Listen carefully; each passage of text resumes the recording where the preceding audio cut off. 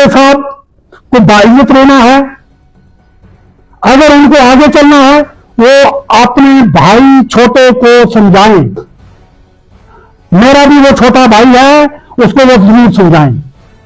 वो social media पे गलत चीजें लिखनी छोड़ दें, वो उनके मददगार हैं, उनको समझाएं, वो गलत करना छोड़ दें। होनी चाहिए फ्री सर्विस, हम वेलकम करते हैं, लेकिन ये जो हमारे ड्राइवर भाई हैं, खासकर ये ट्रांसपोर्ट वाले और ये समूह वाले जो हैं, प्राइवेट जो व्हीकल्स इन लोगों ने ये रखे हैं, ये कमर्शियल व्हीकल्स, तो इनकी भी रोजी का मसला है, इनकी भी रिज़्क का मसला है। जमीनें बेचकर, लोन निकालकर, बैंक से इंटरेस्ट भरते हैं, ये उन्होंने गाड़ियां ली हैं, और आज हमारी सरकार खुश करने के लिए ये मैंने जीरा डाल रही है। अगर एमएलए साहब के पड़ोस में पैसा दिया जाए, अगर उनके घर में पैसा दिया जाए, उनकी बरादरी के लोगों को पैसा दिया जाए, टंडार मत बोलो, करना बोलो। और भाई टंडार हमारी राजधानी है, टंडार के लोग राजे हैं, ये हमारा मरकज है, हम इनको हमेशा सर पे उठाते हैं। वो पैसे लोग हैं, वो तो जिम्मेदारी करते हैं, वो तो एलआईसी हैं, तो यहां लेते हैं किसी से, यहां से जिम्मेदारी भी करते हैं और दूसरी तरफ से सियासत खेलते हैं। साहब से रिक्वेस्ट करूंगा और तहसीलदार साहब से कि उस नंबरदार को बुलाएं, उसको बुलाएं, उसको पूछें उसका क्या हक बनता है सियासत खेलने का। ऐसे शागिर्द पे, मानत ऐसे शागिर्द पे जो हदीस के खिलाफ चलता है, जो कुरान के खिलाफ चलता है। बिस्मिल्लाहिर्रहमानिर्रहीम। आज की जो मेरी प्रेस कॉन्फ्रेंस है वो बहुत सारे जो क्रूशियल इश्यूज हैं, जो करनाल की प्रॉब्लम्स हैं, जो यहाँ के जो लीडरशिप है उसकी नाकामियाँ जो हैं उनको लेके है। देखिए सबसे पहले तो ये बात है कि यहाँ के जो लोग हैं, यहाँ की जो पब्लिक है, अवाम है, इस वक्त गून मुश्किलातों से दो चार है। एक बहुत बड़ी आफत आ पड़ी है, वो ये है कि ये जो हमारे राशन कार्ड्स हैं इनको ऑनलाइन किया जा रहा है।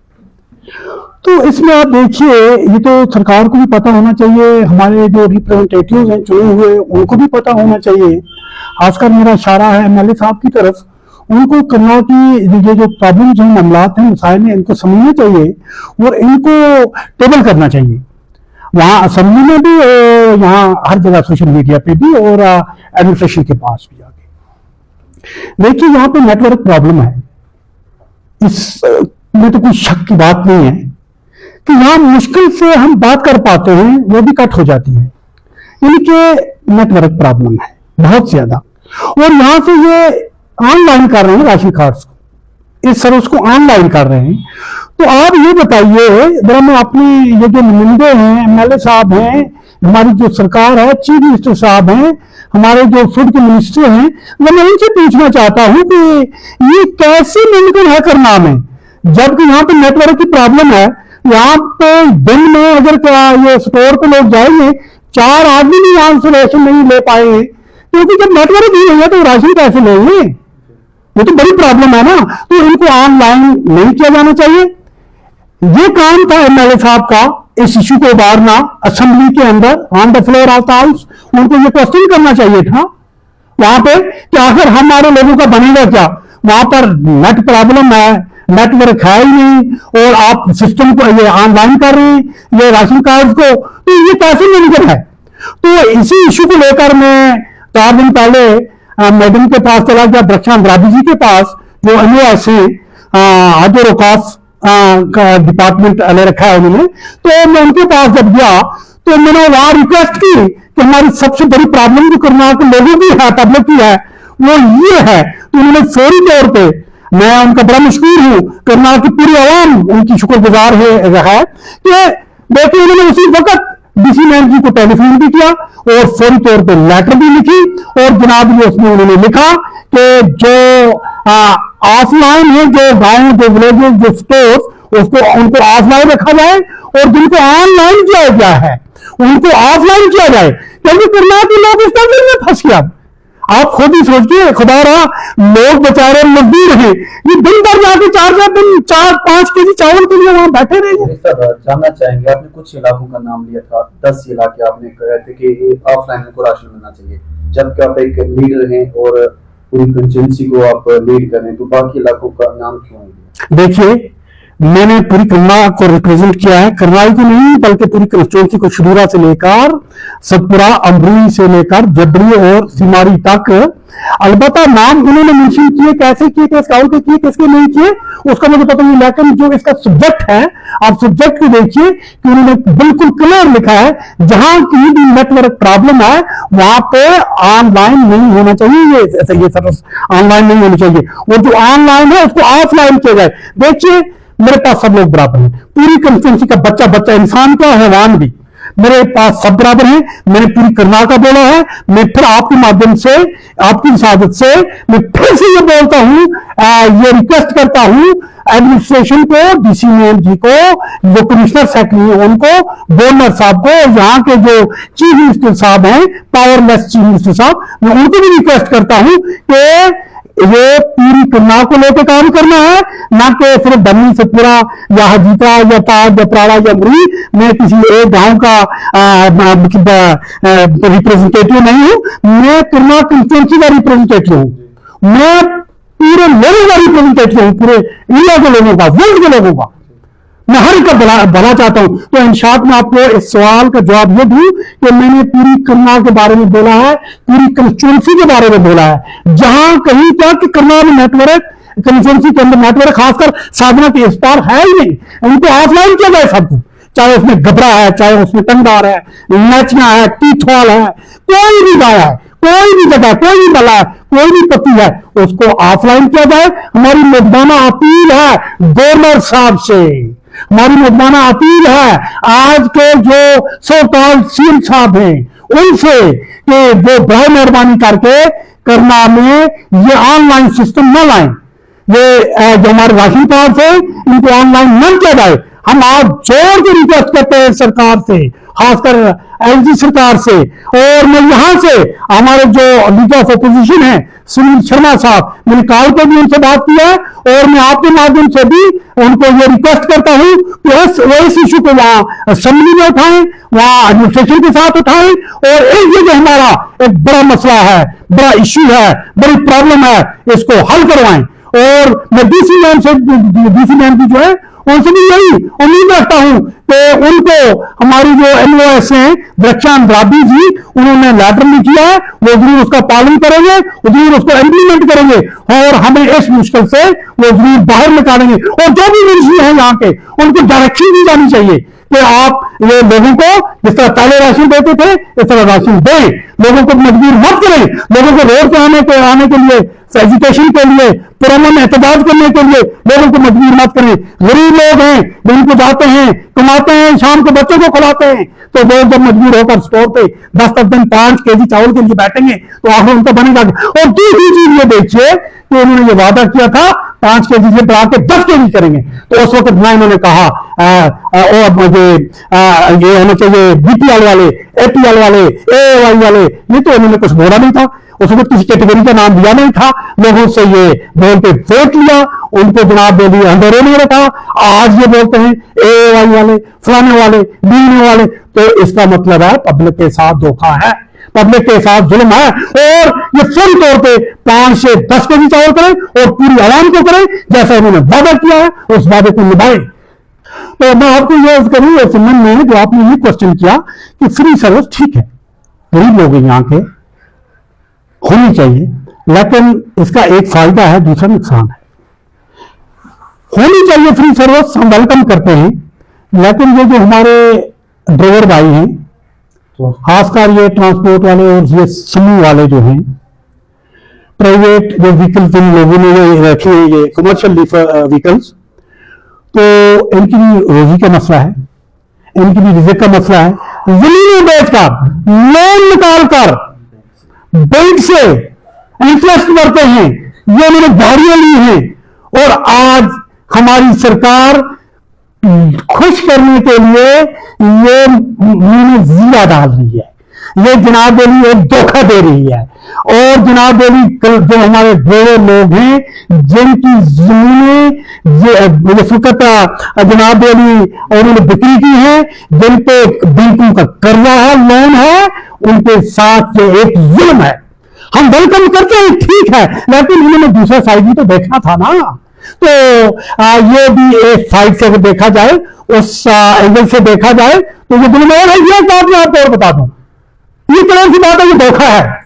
ये एक महीना चलाएंगे, 20 दिन चलाएंगे, बाद में ये यू टर्न लेंगे, ये भी क्लियर सी बात है। हाँ, अगर ये मुकम्मल रखते हैं, इसको मुकम्मल रखते हैं तो हम इसका भी वेलकम करते हैं। देखिए,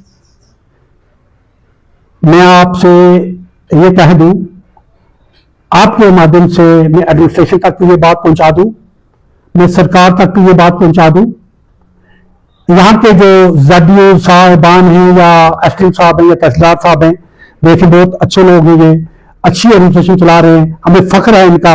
लेकिन कुछ बातों का पता नहीं होता है तो फिर वो अंधेरे में कुछ भी हो जाता है। तो इसमें पहली बात तो यह, हमारे कुछ टीचर्स हैं, देखो single single since the boat, एक मछली सारे तालाब को गंदा करती है। सब टीचर्स ऐसे नहीं, मैं खुद इसी पेशे से ताल्लुक रखता था। टीचर्स बहुत अच्छे हैं, नोबल प्रोफेशन है, हम उनकी जितनी भी तारीफ करें कम है। हमारे मुझे तो अल्फाज नहीं बन पा रहे हैं कि मैं एक उस्ताद की तारीफ किन अल्फाजों से करूं, लेकिन यहाँ पे नथुराम भी है। जब गांधी पैदा हुआ तो साथ में नथुराम भी आया। मैं ये कहना चाहूंगा कि वो टीचर्स, मेरे वो भाई जो ड्यूटी में कोताही करते हैं, बच्चों के मुस्तकबिल के साथ खेलते हैं, उनके कैरियर के साथ खेलते हैं, कौमों की तकदीरें ये जो स्कूल की 4 दीवारी हैं इनके अंदर बनती हैं। अगर बच्चों के फ्यूचर के साथ कोई ये खेलेगा, उनके मुस्तकबिल के साथ भी खेलेगा, हम नहीं बख्शेंगे, हम हर जगह नहीं बख्शेंगे। हमारे प्रेसिडेंट साहब अमताज मीर साहब, हमने यहाँ ये इसीलिए रखे हैं कि आप हर चीज को निगाह रखें, क्योंकि मुझे ऊपर जाना पड़ता है, स्टेट लेवल पे दिल्ली जाना पड़ता है, लोगों के मामला और मसाइल लेकर, वहां मीटिंग होती है, वहां बातचीत होती है इन मसलों को हल के लिए।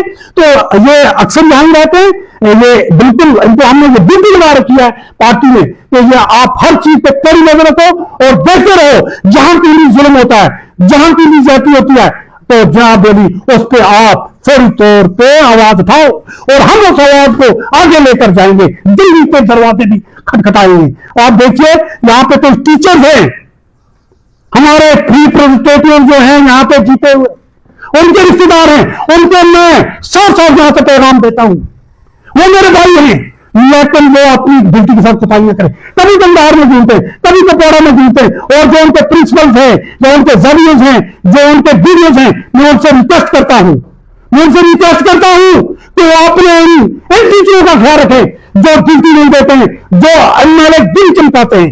आप देखिए, इस टीचर को हक है, अगर जय साहब मेरे बारे में कुछ बोलेंगे, उनको हक है, बोल सकते हैं। मैं अगर बोलूंगा एज अपोजिशन लीडर, मैं बोल सकता हूं। मैं नौकरी छोड़ के आया हूं, नौकरी की खिदमत के लिए, खिदमत खलक के लिए। मैं यहाँ पे बाल की खाल उतारूंगा, मैं हर चीज पे निगाह रखूंगा। जहां कहीं से चीफ मिनिस्टर से लेकर नीचे तक कोई गलत करेगा, मैं उसके खिलाफ उंगली उठाऊंगा, हाथ उठाऊंगा, मैं किताब के मैदान में लाऊंगा, मैं लोगों को इंसाफ दिलाऊंगा। आप मुझे बताएं, उनका क्या हक बनता है? सोशल मीडिया पे वो कमेंट्स करते हैं और बहुत गंदी कमेंट्स करते हैं। मुझे ये बताएं, मैं एसपी साहब से ये पूछना चाहता हूं, मैं उनसे रिक्वेस्ट भी करता हूं, क्या उनको अपने नंबरदार की काबू में नहीं है? उनका एक नंबरदार और कई चौकीदार, मैं नाम नहीं लेना चाहूंगा, मैं एसपी साहब को आसन में जाकर बोलूंगा कि वो ऐसी गंदी कमेंट्स करते हैं, ऐसी सियासत खेलते हैं कि जो उनको नहीं करनी चाहिए, और उसके मेरे पास जिंदा सबूत है। मैं एसपी साहब के टेबल पर रखूंगा, वो मैं उनको बताऊंगा कि वो कैसे लोग हैं, वो तो नंबरदारी करते हैं, वो तो एनआईसी हैं, तनख्वाह लेते हैं स्कूलों से, यहां से नंबरदारी भी करते हैं और दूसरी तरफ से सियासत खेलते हैं, सियासी लीडरों के चमचे बने हुए हैं। जबकि कानून के अंदर लिखा हुआ कोई भी नंबरदार चौकीदार शासन नहीं खेलेगा। क्यों ये सियासत खेलते हैं? क्यों किसी का सहारा लेते हैं? उनको जो नंबरदारी करनी है या सियासत करनी है, सब नंबरदार अच्छे हैं, सिर्फ एक या 2 बंदे ऐसे हैं जिनकी मैं निशानदेही अभी सोशल मीडिया पे नहीं करना चाहता हूं, लेकिन मैं एसडीएम साहब और तहसीलदार साहब के कान के नीचे बोल दूंगा कि फौरी तौर पे इनको समझा दीजिएगा, इनको बोल दीजिएगा। मेरे पास उनके जिंदा सबूत हैं, उनकी क्लिप्स मेरे पास हैं।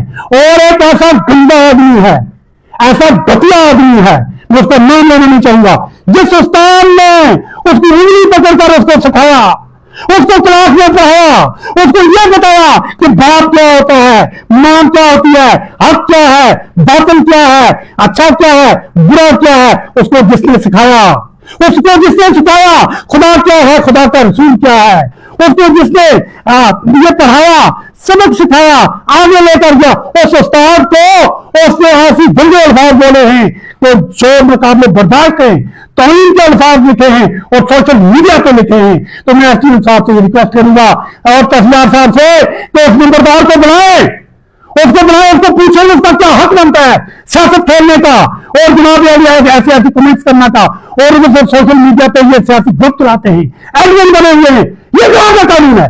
एसडीएम साहब पे ये एक्शन नहीं ले रहे हैं, जबकि पहले भी कई बार हमने इशारे दिए हैं एसडीएम साहब को। एक नंबरदार ने बहुत गंदा कुछ लिखा है और वो नंबरदार मेरा शागिर्द है। लानत ऐसे शागिर्द पे, लानत ऐसे शागिर्द पे जो हदीस के खिलाफ चलता है, जो कुरान के खिलाफ चलता है। हुजूर अकरम सल्लल्लाहु अलैहि वसल्लम ने फरमाया हर शख्स के 3 वालिद हैं, जिसके नुतफे से वो पैदा हुआ, नंबर 1, नंबर 2 जिसने उसको एक अरब भी पढ़ाया वो उसका उस्ताद है, नंबर 3 उसका ससुर। एक उस्ताद को उसने गंदे अल्फाज इस्तेमाल किए उसके खिलाफ, तो वो कल एमएलए साहब के खिलाफ भी कर सकता है। और एमएलए साहब को ये लोग, मैं कहता हूं दुश्मन है, मैं एमएलए साहब का हमदर्द हूं, मैं उनकी नुक्ताचीनी करता हूं बहुत जायज, मैं उनकी दुरुस्ती करता हूं, इसको नुक्ताचीनी नहीं कहते, दुरुस्ती कहते हैं। मैं उनको इशार करता हूं, मैं उनको जहां भी भूल जाते हैं तो यादें दिलाता हूं कि भाई इस तरह करो, इस तरह करो। और ये उनके दुश्मन हैं, ये लोगों को बुरा भला कहते हैं। ये आपने जो इनके ये दुश्मन जो है उनको मैं उनसे भी रिक्वेस्ट करता हूं, इनको रोक ले, इनको रोक लें। ये उनकी जड़ें काट रहे हैं, इन्होंने जड़ों में तेजाब डालना शुरू किया और पत्तों को पानी डालना शुरू किया। एमएलए साहब का सहारा मैंने ये देखो, फिर ये ताले देखो, एक शागिर्द, वो दोनों भाई हैं, दूसरा एक एसपीओ है, दोनों की क्लिप्स मेरे पास है, मैं नाम अभी नहीं लूंगा और उनके साथ छीट करूंगा। मैं उनको काबिल साहब के पास नहीं लाऊंगा। एक उस्ताद के खिलाफ ऐसा लिखना, ऐसे अल्फाज इस्तेमाल करना, एक अच्छे आदमी किसी भी बुजुर्ग के खिलाफ ऐसी बातें करना नाजायज है। और ये फेक अकाउंट बनाकर मैं, ये जो हमारे एसएसपी साहब हैं, मैं उनसे भी रिक्वेस्ट करूंगा कि साइबर क्राइम वाले जो ब्रांच है उसको ये थोड़ा डायरेक्शन दे दें। ये लोग जो फेक अकाउंट बनाकर लोगों को बदनाम करते हैं, लोगों के खिलाफ लिखते हैं, उनके खिलाफ तुरंत एक्शन होना चाहिए। और खासकर एसपी साहब को फिर दोबारा रिक्वेस्ट करता हूं और तहसीलदार साहब को, ये जो उनका नंबरदार है, मैं उनको व्हाट्सएप कर दूंगा उसकी मैसेज, उसको बुलाया जाए और उसके खिलाफ कानूनी कार्रवाई की जाए। तो अल्लाह के रसूल सल्लल्लाहु अलैहि वसल्लम ने फरमाया कि सबसे बेहतरीन शख्स वो है। तब सहाबा कराम ने पूछा, अर्ज की या रसूल सल्लल्लाहु अलैहि वसल्लम सबसे अच्छा शख्स कौन है? और सल्लल्लाहु अलैहि वसल्लम ने फरमाया जिसके अखलाक अच्छे। जब दोबारा उन्होंने अर्ज की या रसूल सल्लम सबसे बदतरीन शख्स कौन है? और सल्लल्लाहु अलैहि वसल्लम ने फरमाया जिसके अखलाक बदतरीन हो। तो वो इंसान बदतरीन नहीं हो सकता है, और कौन हो सकता है? ये एक उस्ताद को गाली देता है, जो एक उस्ताद को कुत्ता कहता है, ललिता से इंसान के लिए, और उसको ये दिन भर वालों ने पढ़ाया, उनके वलदानों को ये मुबारक, और उनको भी मुझे लगता है उनको फिर नामक बरसती होगी जिन्होंने ऐसा बच्चा घर में रखा है। तो उनको ये देखो, बाकी जो ये जो लोग हैं ये एमएलए बनना चाहते हैं कुछ एमएलए साहब का सहारा लेकर, तो उनको ये नहीं बनना चाहिए। तो इज्जत वाले हम इज्जत करते हैं, एमएलए साहब को अल्लाह ने इज्जत दी है, मुकद्दर से बन गए, एलियत से बन गए, कैबिनेट से बन गए, पब्लिक जानती है, पब्लिक को सब मालूम है। तो उन्होंने क्या किया, असेंबली में क्या बोला, बाहर क्या बोला, अंदर क्या बोला, 7 महीने से कहाँ हैं, क्या कर रहे हैं, यहाँ लोग किस तरह मर रहे हैं, किन मुसीबतों का शिकार हैं, वो लोग भी जानते हैं, हम भी जानते हैं, एमएलए साहब भी जानते हैं। उन्होंने कितनी राहबरी की, कितनी रहनुमाई की, कितना लोगों के बारे में क्या कहा, वो लोग जानते हैं। हाँ, उन्होंने ये कहा, मैं यादाश्त के लिए लोगों को कह दूं कि उन्होंने ये कहा कि कहां करना में कहां बेरोजगारी है। कोई बेरोजगारी नहीं। आप देखिए कल ही देखिए आप ये कुल्ली या पोलिस की जो भर्ती हो रही है, पीएचडी वाले लोग, करने वाले लोग वहां पे दौड़ कर रहे हैं। फिर कहा 3,000 रुपया क्या होता है? 3,000 रुपया एक गरीब के लिए 3 लाख 3 करोड़। और फिर जनाब बोली अगर एमएलए साहब को बाइज्जत रहना है, अगर उनको आगे चलना है, वो अपने भाई छोटे को समझाएं। मेरा भी वो छोटा भाई है, उसको वो जरूर समझाएं। वो सोशल मीडिया पे गलत चीजें लिखनी छोड़ दें, जो उनके नंबरदार हैं उनको समझाएं, वो गलत करना छोड़ दें।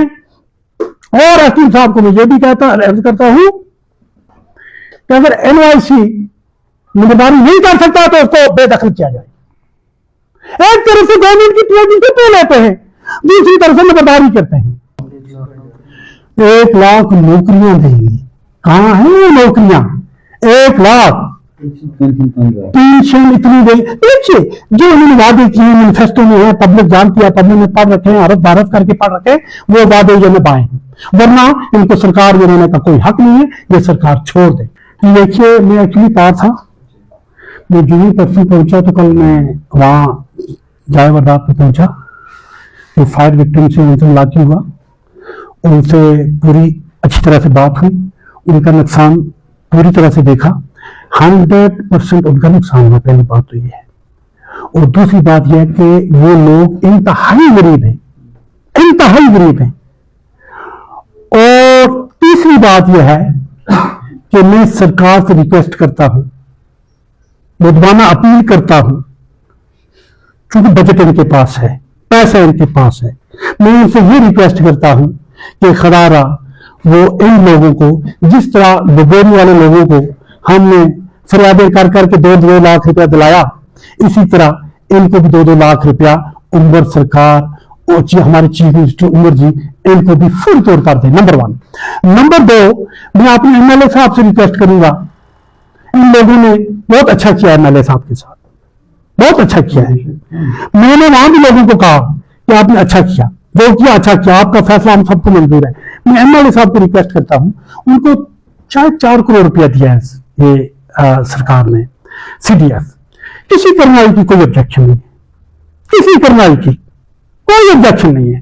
ये भाई मेहरबानी करके वहां मौके पे जाए, उनका नुकसान देखकर कम से कम 4-4 लाख रुपया एक माल के मकान को ही दें। ये तो सीधी सी बात है, ये जुल्म है। अगर एमएलए साहब के पड़ोस में पैसा दिया जाए, अगर उनके घर में पैसा दिया जाए, उनकी बरादरी के लोगों को पैसा दिया जाए, उनके घर के लोगों को पैसा दिया जाए, तो जनाब इन टंगदार नार वालों को नहीं दिया जाए। जैसे मैंने बोला टंगदार मत बोलो, करना बोलो। और भाई टंगदार हमारी राजधानी है, टंगदार के लोग राजे हैं, ये हमारा मरकज है, हम इनको हमेशा सर पे उठाते हैं। ये तो नैरो माइंडेडनेस है। नहीं बोलूंगे, एमएलए साहब बोले या सीएम साहब बोले कि भाई ये मत बोलो, वो मत बोलो, या नाम लेना भी द्वारा नहीं है। प्यार से किसी का नाम लिया जाए तो वो भी द्वारा नहीं है। ये अगर ऐसा करेंगे कि वहां पैसा दिया, वहां दिया, वहां नहीं देंगे, ये जुल्म है, ये ज्यादती है। वो नुकसान फिर हम लोग बैठ के पूरा करेंगे समाज वाले। अगर ये नहीं देंगे, ये सरकार छोड़ दें, ये रिजाइन दे दें, हम लोग पूरा करेंगे। हम अपनी जमीनें बिक्री करेंगे इन लोगों के लिए, हम अपनी जान मछवर करेंगे इन लोगों के लिए। और आप देखिए, फिर मुझे सुनने में ये भी आया कि एयरपोर्ट में जो मकान जले हुए हैं, उनको आज तक शायद कुछ नहीं मिला है। अगर नहीं मिला है तो ठीक है, अगर नहीं मिला है, जैसे 2-2 लाख रुपया मेरे गब्बेरी के भाइयों को हमने उस रिक्वेस्ट की सरकार से, उनको मिला। इसी तरह आज फिर हम रिक्वेस्ट करते हैं सरकार से कि उनको 2-2 लाख मिलने चाहिए। उनके ही मकान जले